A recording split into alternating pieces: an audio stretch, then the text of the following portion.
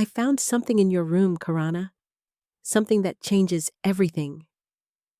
My voice sounded strange, hollow.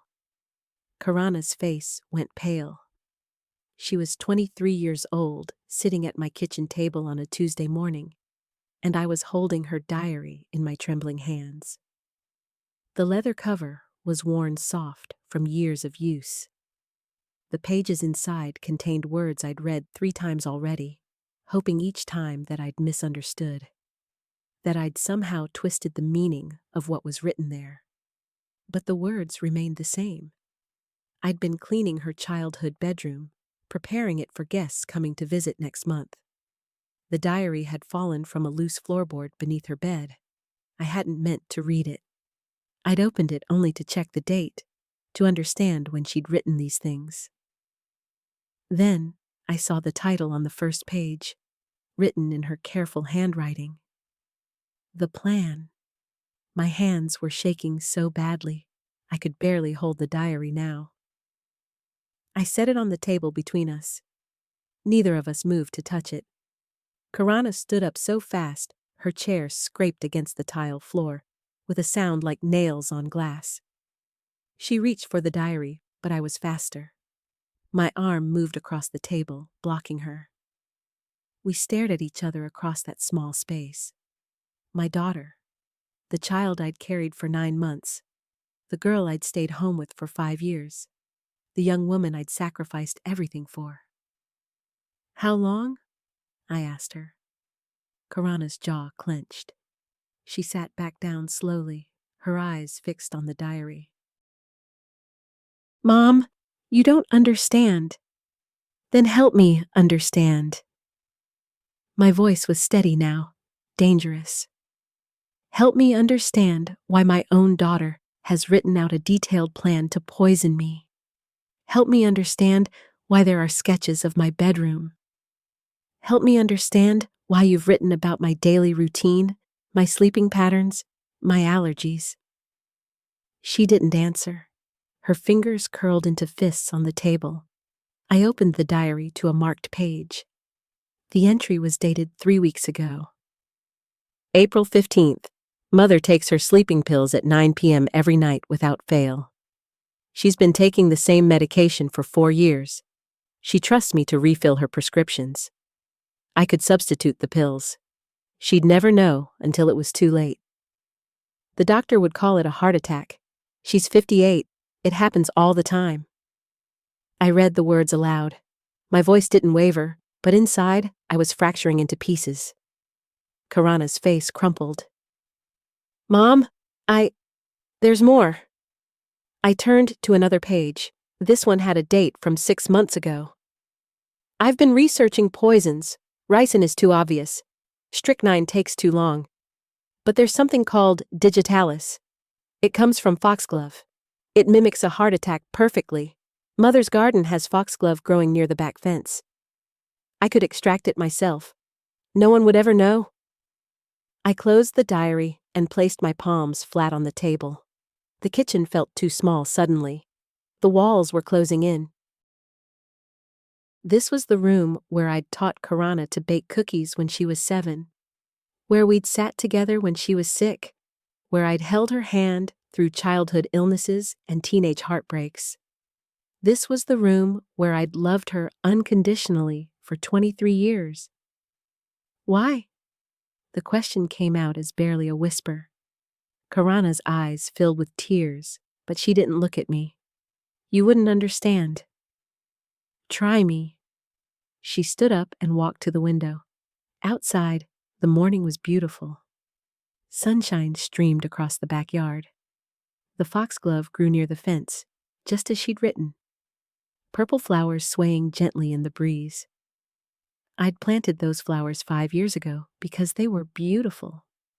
Because I loved the way they looked in the garden. Because I never thought my own daughter would see them as a weapon against me. My entire life, you've controlled everything, Karana said. Her voice was hollow. Every decision, every choice. I wanted to be a photographer, but you said it wasn't practical. I wanted to travel, but you said I needed to stay close to home. I wanted to move out at 21, but you said I wasn't ready. I wanted to date Elior, but you said he wasn't good enough for me. Because he wasn't, I said. He was using you for money. He had 3 other girlfriends. That wasn't your decision to make. She spun around, her face flushed with anger. It was my life, my choice. But you've never let me have choices. You've always known better. You've always been right, and I'm suffocating. I can't breathe anymore under the weight of your control. I stared at her. This person I'd given everything to. This girl I'd worked 2 jobs to put through college. This daughter I'd sacrificed my own dreams for. So you decided to kill me, I said flatly. I decided to be free, she whispered. The words hung between us like poison gas, invisible, suffocating. I picked up the diary and held it in my lap. My fingers traced the worn leather. When did you start planning this? 2 years ago, Karana said. I wrote about it, I researched it, I planned every detail. But then... She stopped. But then what? But then I couldn't do it. Every time I got close, I couldn't. I'd stand in your room while you were sleeping, and I'd think about all the good things too, all the times you were there, all the sacrifices you made, and I'd go back to my room and write about how I wanted to do it, but I couldn't actually go through with it.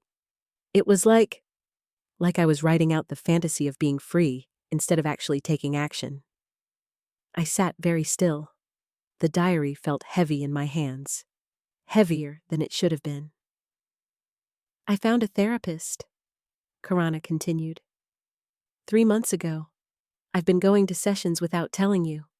I've been working through my anger, my need for control, my need for you to approve of everything I do. The diary is part of that process. Writing it down was supposed to help me process the feelings, not actually act on them.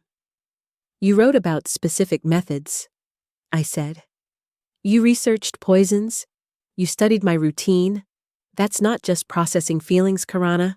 That's planning. I know. Her voice broke. I know it looks that way, but I promise you, I never intended to actually do it.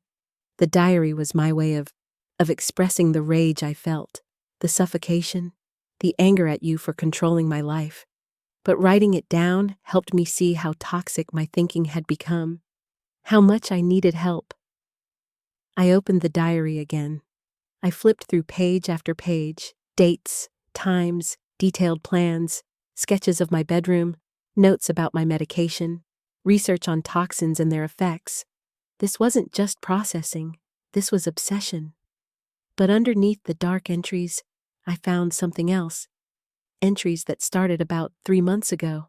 Entries where Karana wrote about her therapy sessions, where she wrote about learning to set boundaries, where she wrote about forgiving me for being overprotective, where she wrote about understanding that my control came from fear, not malice, where she wrote about learning to love me while also learning to live her own life. The last entry was dated 5 days ago. I'm scared to tell her about the diary, scared about what she'll think, scared that she'll think I'm a monster. But Dr. Morrow says I need to be honest. I need to tell her about the dark thoughts I had, about the plans I made, because keeping secrets only feeds the sickness. And I don't want to be sick anymore. I want to be free, but not through death, through living. I closed the diary and set it on the table. My hands were steady now. My mind was clearing. You were planning to tell me, I said. Yes. Karana sat back down. Tears were streaming down her face now. I was going to tell you this week. I was going to show you the diary and explain everything. I was going to apologize and ask you to come to a therapy session with me so we could work through this together. I looked at my daughter, really looked at her. I saw the guilt in her eyes, the remorse, the fear that I would reject her. the hope that maybe, just maybe, I would understand. "How much does your therapist know?" I asked. "Everything. Dr. Morrow knows about the diary, about the plans, about the dark thoughts, and she's been helping me work through them. She said that the fact I couldn't go through with it, that I felt remorse, that I wanted to get help, that all of that is a sign that I'm not actually a danger to you, that I was expressing rage through fantasy, not through actual intention." I thought about that. I thought about my daughter sitting in a therapist's office, confessing to plans to kill her mother. I thought about the courage that must have taken. I thought about the fact that she'd decided to tell me, even knowing how I would react. "I need to speak with your therapist," I said. "Okay," Karana said immediately. "I'll set up an appointment. I'll sign whatever release forms I need to sign. You can talk to her alone first if you want. You can ask her anything." I stood up and walked to the window. The foxglove swayed in the breeze, beautiful and deadly. Just like everything in life. Just like love. Just like family. "I need to understand," I said. "I need to know everything, not just what's in the diary. I need to know what you were really feeling. What drove you to this point?" "I know," Karana said quietly. "And I'll tell you. I'll tell you everything." We stood there in the kitchen as the morning light shifted across the floor. A mother and daughter separated by betrayal and anger and love, all tangled together in ways that couldn't be easily separated. I turned back to face her. "We're going to need help to get through this. Professional help. Not just your therapist. We might need family counseling." "I know," Karana said. "I've already looked into it. I found a family therapist. I was going to suggest it when I told you about the diary." I picked up the diary again. "I need to read all of this. Every entry. I need to understand the timeline. I need to know exactly how close you came to actually doing this." "Okay," Karana said. "I'll answer any questions you have. And we need to talk about why you felt so trapped. Why my love felt like a prison to you. Because that's the real issue here, isn't it? Not the poison or the plans. But the fact that you felt so suffocated by my control that you fantasized about my death as a way to escape." Karana nodded, tears still streaming down her face. "Yes, that's it exactly." I sat back down at the table. I opened the diary to the first entry and began to read. As I read, I realized something that terrified me. My daughter had been drowning, and I hadn't even noticed. I'd been so focused on protecting her, on controlling her, on keeping her safe, that I'd failed to see that my protection had become a cage. The diary wasn't just about poison and plans. It was a cry for help that I'd been too blind to hear. Over the next week, I read the entire diary. Every entry, every dark thought, every plan, every moment of rage and despair and suffocation. And with each entry, I understood my daughter a little better. I understood how my need to protect her had transformed into something toxic. How my love had become a weapon without me even realizing it. I met with Dr. Morrow, Karana's therapist. She was a woman in her 60s with kind eyes and a calm demeanor. She explained that Karana had experienced what she called enmeshment, a psychological state where the boundaries between parent and child had become so blurred that Karana couldn't distinguish between her own needs and her mother's expectations. "She's not a danger to you," Dr. Morrow said. The fact that she couldn't go through with the plans, that she felt remorse, that she sought help, all of that indicates that she has a strong moral compass. What she needed was to express her anger in a safe way. The diary was that outlet. But she planned it in detail, I said. She researched methods. She studied my routine. Yes, Dr. Morrow acknowledged. But she never acquired the materials.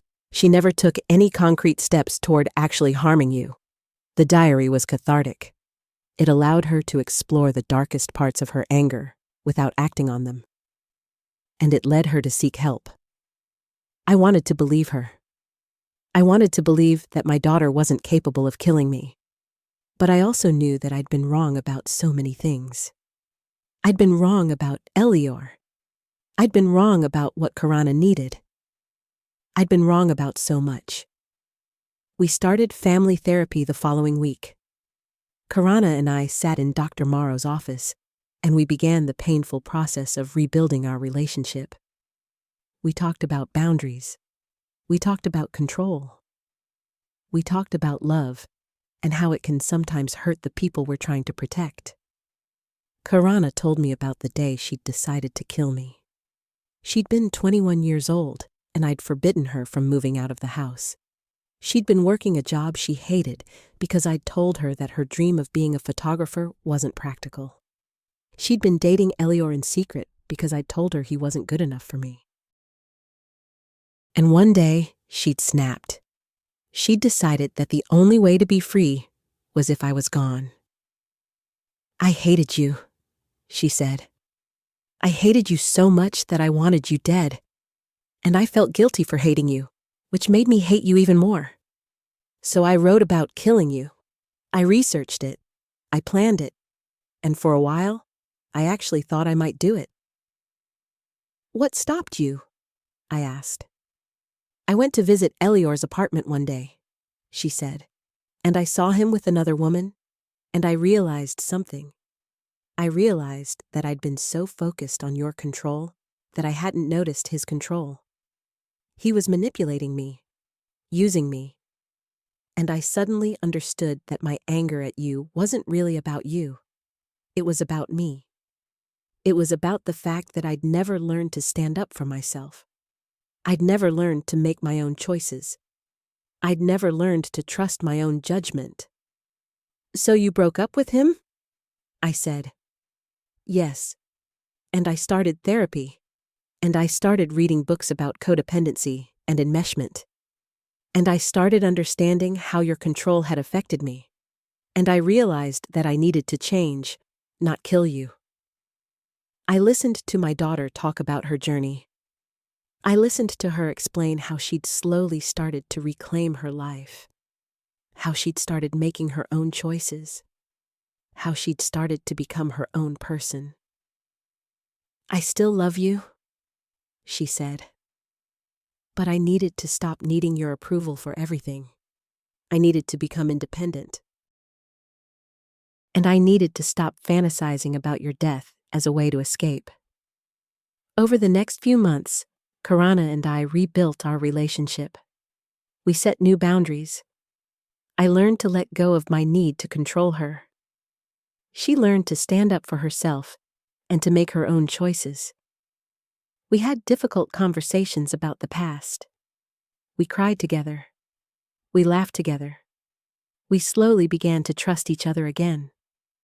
Karana moved out of the house 3 months after I found the diary. She got an apartment with a roommate. She started a photography business on the side while working her day job. She started dating again, carefully, thoughtfully, with better judgment than before. She learned to make her own choices and to live with the consequences. And I learned to let her go. I learned that love doesn't mean control. I learned that protecting someone doesn't mean making all their decisions for them. I learned that the best way to keep my daughter safe was to teach her to keep herself safe. A year after I found the diary, Karana and I were having dinner together. We were at a restaurant near her apartment. She was telling me about a photography project she'd been working on, a series of portraits of women in her community. She was proud of her work, and I was proud of her. I'm glad I found the diary, she said suddenly. I looked at her across the table. What? I'm glad you found it, she said. I know that sounds strange. But if you hadn't found it, I probably never would have told you about it. And if I hadn't told you, we never would have started therapy.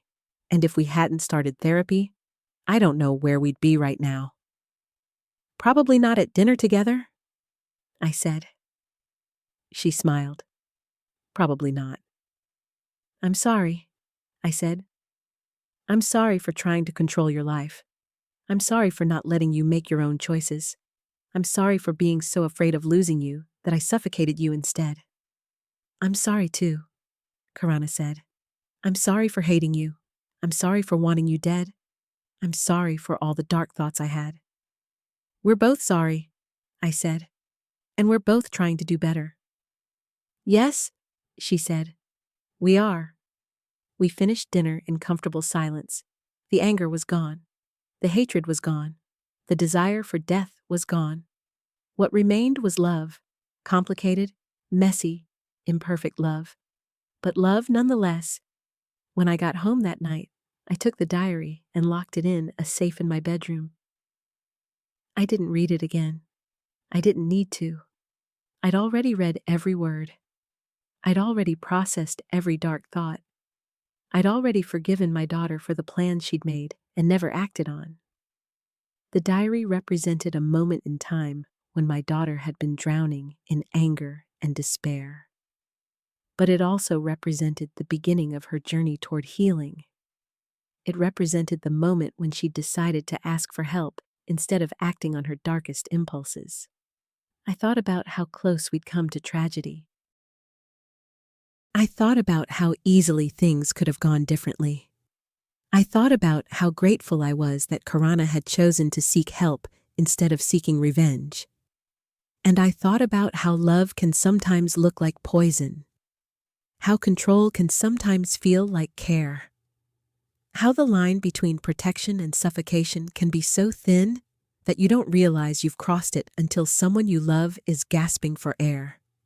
2 years later, Karana got engaged to a man named Milam. He was kind and respectful and treated her as an equal partner. He didn't try to control her. He didn't make her decisions for her. He loved her for who she was, not for who he wanted her to be. I was invited to the wedding, and I attended with joy in my heart. I watched my daughter walk down the aisle, and I felt a profound sense of peace. She was free. She was happy. She was living her own life.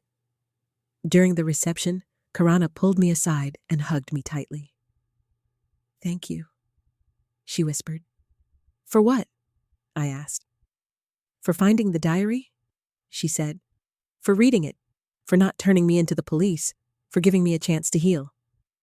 "I would always give you a chance to heal," I said. "You're my daughter. I love you." "I know," she said. "And I love you too." We danced together at her wedding, mother and daughter, finally free from the chains that had bound us for so long. The anger was gone. The control was gone. The desire for death was gone.